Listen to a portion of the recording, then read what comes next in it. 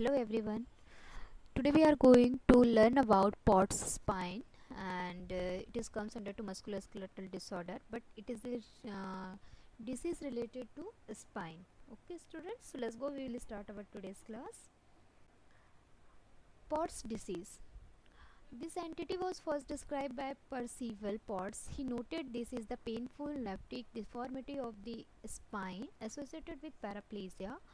Tuberculosis of the spine is one of the oldest diseases afflicting humans. Evidence of spinal tuberculosis have been found in the Egyptian mummies dating back to 3400 BC. So, what is Pott's disease, students? It is a condition of a spine problem, but in this condition, what thing is happen? So, basically, tuberculosis of the spine, it is called Pott's disease. Okay, and it is a responsible factor for the paralysis also, just because of the affected of central nerve in the spine. And tuberculosis of spine is one of the most older disease, and this kind of problem is a very serious problem for the patient. And Pott's disease is described by the Percival Potts first time. Okay, so it is related to Pott's disease. Now we will see thing. 1/5 of the tuberculosis population is India. 3% are suffering from the skeletal tuberculosis, and 50% of these suffer from spinal lesion, and almost 50% are from pediatric group. An estimated 2 million or more patients have active spinal tuberculosis in our India, and every day 1000 die of tuberculosis in the India. So basically, if we think about the incidence related to tuberculosis, so 50% of the patients suffer by spinal tuberculosis, and more than the 50% patients suffer by the pediatric group tuberculosis. An estimated rate of India tuberculosis is 2 million or more than the patient have active spinal tuberculosis in our India. Okay, so it is related to introduction about Pott's disease. Now we will see definition related to Pott's disease. The classic destruction of the disc space and adjacent vertebral bodies, destruction of the other spinal element, severe and progressive nephrosis subsequently Pott's disease, Pott's paralysis resulting from the tuberculosis of the spine. So basically, Pott's disease is a responsible factor for the classic destruction of the disc space also, or sometimes it is also responsible for the destruction of vertebral body, and as well as another elements of the spine also, just because of the destructed of the another part and the affected of the another part of the spine. Okay, and Pott's disease, it is also responsible factor for the paraplegia, and just by the nerve affected, which kind of nerve? Central nerves affected in the situated part of the spine, then after maybe the chances to paraplegia also arising by the Pott's disease. Okay, so it is related to the Pott's disease. Now we will see next the thing about Pott's disease, students. So here have some etiological factor for the Pott's disease. So first predisposing factor for the Pott's disease is like poverty, overcrowding area, illiteracy, malnutrition. By the poverty, overcrowding, illiteracy, just because of not proper maintaining of the sanitizing and hygiene condition, and we all are know, if we are not maintaining the hygiene, if we are not maintaining the other infectious conditions, so that condition definitely have a chance to the growing condition of bacteria. So here also that kind of problem also arising if a person is not maintaining hygiene, and if person is not maintaining the overcrowding area, so that condition maybe the chances have development of growth of the bacteria related to the tuberculosis, then after maybe the chances person have a risk for the spine tuberculosis. Okay, now next, malnutrition. How to malnutrition? So if person is not proper taking diet, that condition person have comes under to malnutrition. Okay, so that condition we all are know, if we are not proper taking diet, in our BMI is not proper maintaining, so our body is risk for the infection condition. Okay, that's why. Now next thing is alcoholism, drug abuse. So alcoholism and drug abuse, it is a one kind of bad substance. So by the bad substance, maybe the chances to toxic converting, and then after person have a risk for the POTS disease. Now next thing is diabetic mellitus, immunosuppressive treatment, and the HIV infection. So this all kind of reason is also responsible factor for the POTS disease.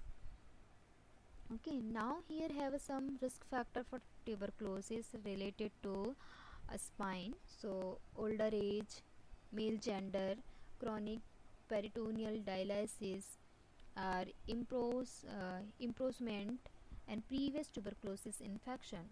Older age, just because of older age have a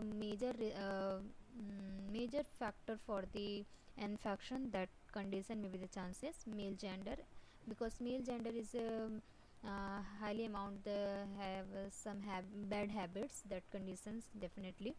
And chronic peritoneal dialysis sometime also have a chance.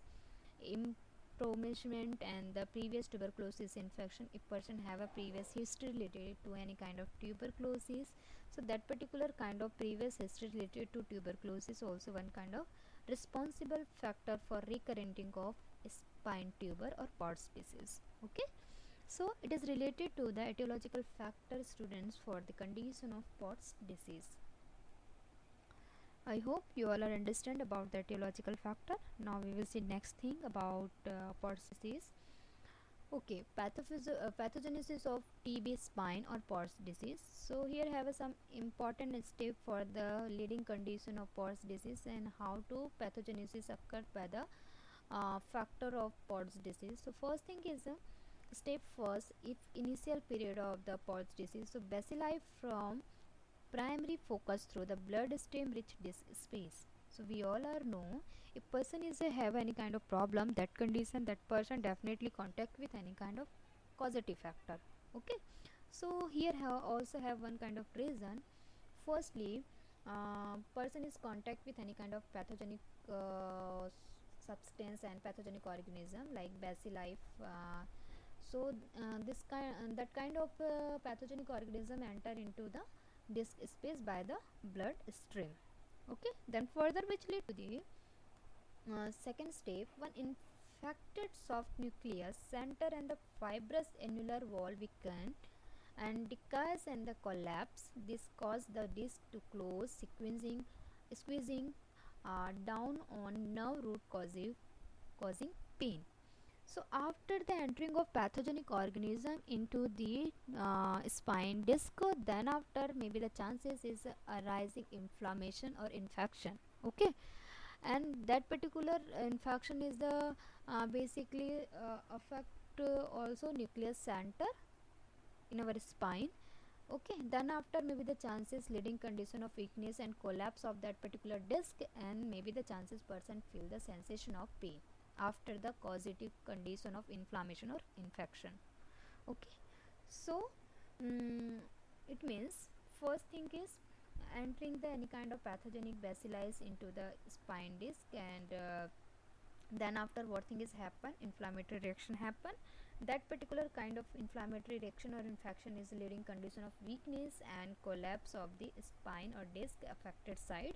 Okay, then after maybe the chances this cause to the disc to the close squeezing and down the nerve root causative pain. Means after the weakness and collapse of the spinal disc, then after maybe the chances person have a feel to the sensation of pain in overside of a spine. Okay, so this all thing is comes under to step 2 related to pathogenesis of the spine tuberculosis. Then further lead to the in step 3, the infection is spread to the vertebral body above and below the disc.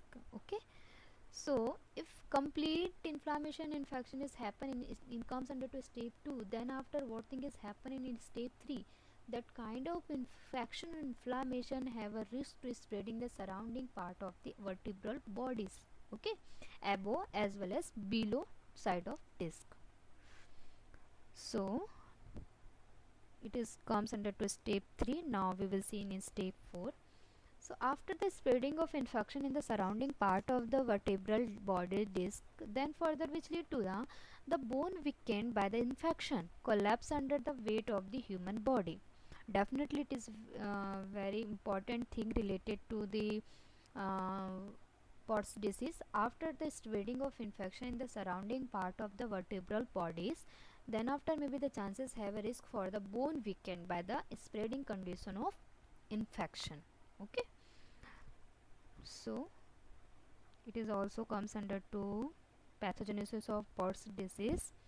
Then further which lead to the deformed spinal column compresses spinal cord producing functional impairment. Okay, so then after the spreading of infection in the surrounding part of spine, then after maybe the chances of collapse happen in the surrounding area of spreaded by the spreading of infection. Okay, then after what thing is happen, functional impairment is happen in a condition of POTS disease after the weakness, after the collapse of spine, and after the spreading of the infection in the surrounding part of the spine. Okay, now further which lead the over time the deformed vertebrae heal and fuse. This may further compress nerve root and causing pain and neurological defect. So then after impairment of functional activity by this related to spine, then further maybe the chances again compression of root is day by day increasing, then further maybe the chances have a risk for the neurological defect also showing just because of compression of the nerve roots in the spine. So it is also one kind of major condition for the patient. Which kind of major condition? Related to neurological defects. Okay, so it is related to the pathogenesis of the POTS disease or spinal tuberculosis.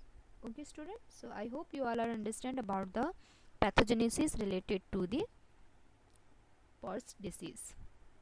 Now we will see clinical features related to POTS disease. So basically here related to POTS disease clinical feature are divided into two sections. First thing is active stage, means active means if a person is suffering and if a person have a condition of POTS disease, that condition which kind of clinical symptoms showing. And second thing is healed stage, means a person is a healing condition of particular disease related to POTS disease, and if person have a condition of prognosis level, so that condition which kind of symptom basically showing. So let's go, we will see. If we think and if you see about the active stage clinical feature related to POTS disease, so here have some clinical feature. First thing is pain. So it is very common symptoms related to POTS disease just because of the inflammatory reaction it is happen. Okay, so which kind of pain is basically arising in a condition of POTS disease? Back pain, commonest pressing complaint, diffuse and radicular pain. So this kind of pain is happen in a condition of POTS disease. Now second thing is stiffness also occur in a condition of POTS disease, very rarely symptom.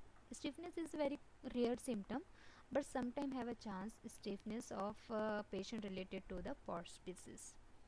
Now the cold abscess also one kind of responsible manifestation related to POTS disease. Patient may present with a swelling and void absence of problems secondary to its compression effect on the nearby viscera. So why cold abscess? Just because of we all are know there is a have a chance to inflammatory reaction. So after the inflammatory reaction, one kind of chance is also arising. That chance is what? Fluid secretion by the inflammatory reaction. So in this condition, person suffering by POTS disease, so patient also have a risk for the fluid secretion by the inflammatory infection condition. So maybe the chances person also have a problem and feature one kind of cold abscess in a duration of POTS disease. Okay, now next symptoms is paraplegia in England in early stage just because of the nerve root is compressed in a condition of POTS disease. That condition will be the chances person have a risk for the paraplegia. Okay, what is paraplegia, student? So paraplegia, it means uh, lower side of lower limbs are not proper functioning. It means lower limbs muscles are weakness. That condition we call paraplegia. Okay, so it is also chance just because of the root nerve is compressed. And next thing is deformities. Sometime maybe the chances different kind of deformities also showing in a condition of Port's disease. Okay, now another kind of constitutional symptoms also showing by the patient related to Port's disease, like example fever just because of inflammatory reaction, weight loss because of patient have a compromising condition. Which kind of compromising condition? Immunological compromising condition. That's why maybe the chances patient have a showing also weight loss and night sweat also. Okay, so this kind of symptoms showing in an initial and in a active stage of the condition of Port's disease. Okay, now next thing, healed stage symptoms, patient related to Port's disease. So no systemic feature but deformity persisting, radiological avoidance of bone healing. Patient may present with cold abscess or due to its compression effect.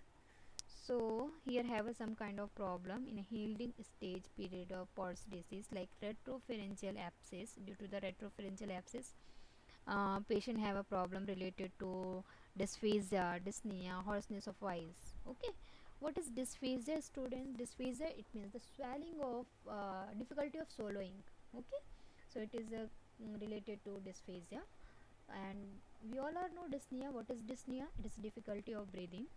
Hoarseness voice also showing and heard by the patient related to Port's disease.